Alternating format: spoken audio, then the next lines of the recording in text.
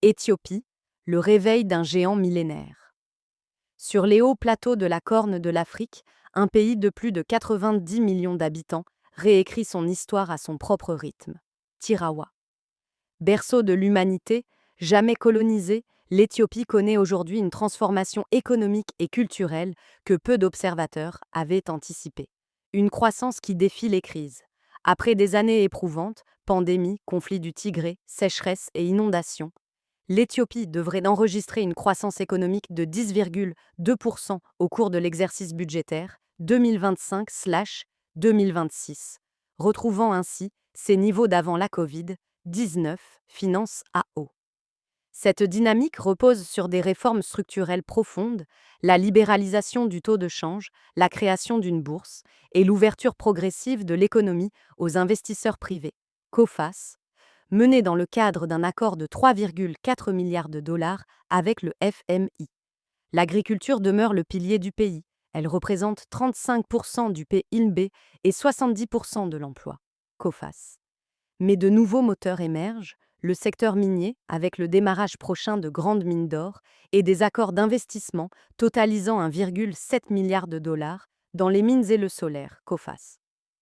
Le secteur des services n'est pas en reste. Il devrait croître de 9,3%, porté par le commerce, les transports, le tourisme et l'essor de l'économie numérique. Afrique diplomatique.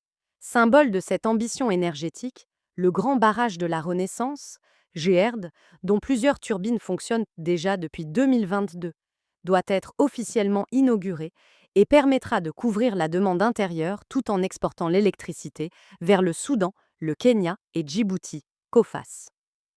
Le patrimoine comme moteur de rayonnement. Sur le plan culturel, l'Éthiopie capitalise sur un trésor unique, église rupestre de Lalibela, royaume aksumite, calendrier propre, alphabet guèze et traditions religieuses séculaires. En 2026, le pays figure parmi les destinations touristiques connaissant la plus forte croissance mondiale, après une hausse de 15% des arrivées internationales en 2025, classée par BBC Travel aux côtés du Bhoutan et du Brésil parmi les destinations émergentes à forte identité, à l'Africa. Le lancement de la plateforme numérique Visit Ethiopia, l'augmentation des investissements hôteliers et le renforcement de la connectivité aérienne grâce à Ethiopian Airlines à l'Africa ont consolidé cette attractivité. Des projets comme le resort Alalakela, le site écotouristique de Wanchi ou le village de Benuna, ENA, illustrent une volonté de conjuguer tourisme et retombées locales. Cette vitalité culturelle s'exporte aussi. En juillet 2025, une troupe culturelle éthiopienne de 70 membres a entamé une tournée mondiale, en commençant par la Chine, pour faire connaître le patrimoine du pays, à l'Africa.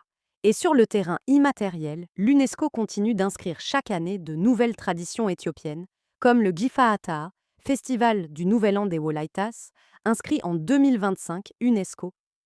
Un pari encore fragile. Cette success story reste cependant traversée de défis structurels.